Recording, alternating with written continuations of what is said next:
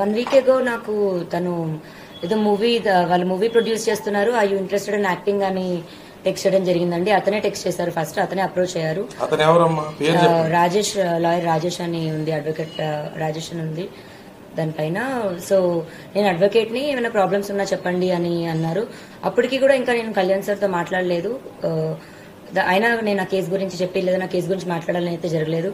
తర్వాత కళ్యాణ్ సార్ వచ్చారు, మేము కళ్యాణ్ సార్ త్రూనే వెళ్తున్నాము. అండ్ నా కేసు గురించి నేను మాట్లాడడమో, కేసు టేకప్ చేయాలనో, నా కేసు గురించి మాట్లాడాలి అని అయితే నేను అతనితో మాట్లాడలేదండి. మరి నేను ఫార్వర్డ్ చేసిన మెసేజ్ అందరికీ వచ్చినట్టే తనకే వెళ్ళింది. ఆ మెసేజ్ పంపించిన తర్వాత కూడా నేను అతనితో కాల్ కూడా ఏం మాట్లాడలేదు. పొద్దున లేచేసరికి నాకే షాకింగ్ గా ఉంది. ఈ కాల్స్ చూడడం కానీ, అతను లెటర్ చూడడం కానీ, మరి అతను ఎందుకు వెళ్లారో, దేని గురించి వెళ్లారో నాకు తెలియదు. ఆయన నాతో మాట్లాడినప్పుడైతే నాకు చెప్పారు, అండ్ గ్రౌండ్స్ లో నీ కేసు నిలవదు, నీకు అన్ని తప్పుడు సెక్షన్స్ పెట్టారు అనుకుంటూ అయితే నాకు చెప్పారు. అది మరి నేను బ్లాక్ మెయిల్ గా తీసుకోవాలో లేకపోతే నా మంచి కోరి చెప్పారో నాకు తెలియదు. నేను మంచి కోరుతున్నానని చెప్పుకుంటూనే నాకు ఆల్రెడీ డిప్రెస్డ్ గా ఉన్న నేను ఇంకా మా మాటలకి ఇంకొంచెం నేను డిప్రెస్ అయ్యాను. ఎందుకు ఆత్మహత్య తీసుకోవాలని అనుకున్నారు? ఏం జరిగింది?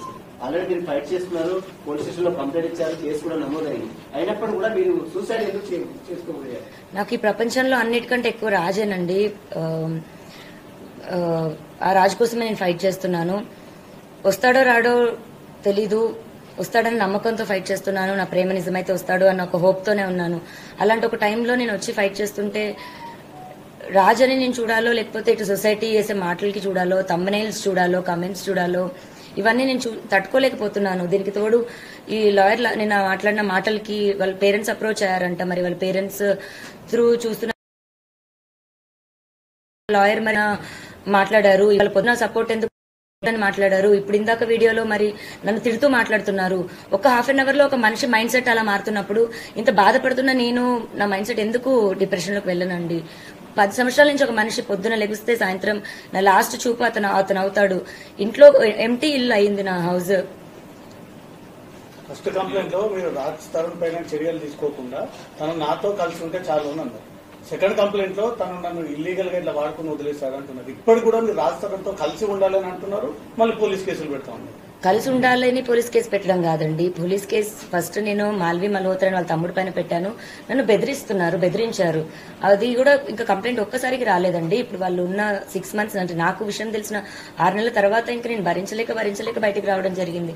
ఆ స్టేజెస్ ఎలా దాటిందంటే ఇంకా లాస్ట్ మాకు తిండి కావాలని అడిగితే అతనికి ఫోన్ చేస్తే ఆవిడ ఎత్తడం గానీ, మా పరిస్థితి మేము చెప్తే ఆవిడ వెయ్యమని చెప్తే అతను డబ్బులు వేయడం, అది ఇంకా పీక్స్ కి వెళ్ళిపోయింది. ఇప్పుడు మీ అందరికీ నేను ఓపెన్ గా ఎక్స్ప్లెయిన్ చేయాలంటే రోజుకో విషయం బయటకు వస్తుంది. ఆ బయటకు వచ్చిన విషయం కూడా రోజుకొక ట్విస్ట్ అని మీరు వేస్తుంటారు.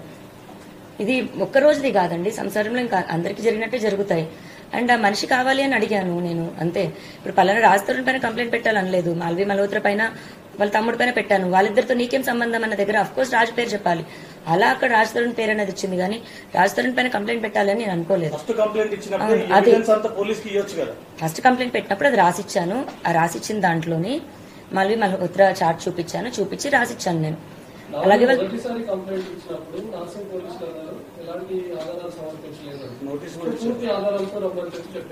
సెకండ్ టైం మీకు వెళ్ళినప్పుడు ఆల్మోస్ట్ 150+ ఫోటోగ్రాఫ్స్ అన్ని కూడా మీరు సబ్మిట్ చేసినట్టుగా తెలుస్తుంది.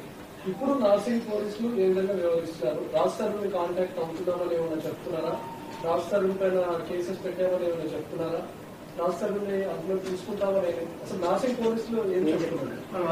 నేను ఫస్ట్ కంప్లైంట్ పెట్టినప్పటికీ ఈవినింగ్ 7-8 అయిపోయిందండి. సో నాకు రిసిప్ట్ ఇవ్వడం గానీ అవేమీ జరగలేదు. అఫీషియల్ గా నేను రిసిప్ట్ కలెక్ట్ చేసుకున్నాక కొన్ని ఎఫ్ఐఆర్ అన్నది దానికో ఎవిడెన్స్ అన్నది ఇస్తాము.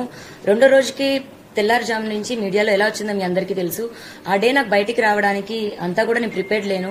ఫస్ట్ నేను మీడియా ముందుకి అంత ప్రెస్ మీట్, ఇప్పుడు ఇంత ప్రెస్ మీట్ వచ్చినప్పుడు నేను ఎలా వణికాను అన్నది మీ అందరికీ తెలుసు. నేను కెమెరాస్ కి అంత అలవాటు లేదు నాకు. అండ్ ఇప్పుడు ఎవిడెన్స్లు 12 ఏళ్ల ఎవిడెన్స్లు తీయాలంటే ఒక్క రోజులో నేను రెడీగా ప్రిపేర్డ్ గా లేను కదండి. నాకు 1-2 days టైం పడుతుంది. ఆ 1-2 days టైం తీసుకొని ఎవిడెన్స్లు ఇచ్చాను. ఆయన ఫోన్ లిఫ్ట్ 20 నిమిషాల పాటు సుదీర్ఘంగా కేసు గురించి చర్చించారని అంటున్నారు. చాలా సార్లు కాల్ చేయడం ఏం జరగలేదండి, ఒకటే కాల్ జరిగింది. అండ్ అతను నాకు ఫస్ట్ ఎవరు అప్రోచ్ ఫస్ట్ అప్రోచ్ అయింది తనే అండి. నాకు అప్రోచ్ అయింది కూడా మూవీ అని, మీరు యాక్టింగ్ అంటే ఇంట్రెస్ట్ అని అప్రోచ్ అయ్యారు. లేదండి నాట్ ఇంట్రెస్టెడ్ అని చెప్పాను. తర్వాత నేను అడ్వకేట్ అని చెప్పారు. కంటిన్యూ అవుతుంటే మీరు రాజస్థాన్తో మాట్లాడి మధ్య మధ్యలో లావణ్య అని ఒక ఆడియో బయటకు వచ్చింది. దాని మీద మీరు ఏం చెప్తారు? ఎప్పటిది అసలు ఆడియో? ఇప్పుడు మళ్ళీ నా పోరాటం ఒకటవుతుంటే ఈ ఒకదానిపైన ఒకటి రాజస్థాన్తో మారేటప్పుడు లేదండి, అది లాస్ట్ ఇయర్ సెప్టెంబర్ దండి ఆడియో. అది లాస్ట్ ఇయర్ సెప్టెంబర్ నుంచే నేను మెంటల్ గా ఇల్లని ప్రూవ్ చేయాలి అని ట్రై చేస్తున్న టైంలోని 3 రోజులు నాతో అతను చేసిన ఏదైతే బిహేవియర్ ఉందో అప్పుడు నేను ఇంకా తట్టుకోలేక బర్స్ట్ అయ్యి నేను రియాక్ట్ అయ్యి నేను అలా అతను నాకు చేసిన బిహేవియర్ ఈ మొగ పగిలిన ఇన్సిడెంట్ తర్వాత కాలేదు. నాసింగ్ పోలీసులు చర్యలు తీసుకుంటా ఉన్నారా లేదా? మీకు ఎలాంటి భరోసా ఇచ్చారు? అసలు రాజ్ తరుణ్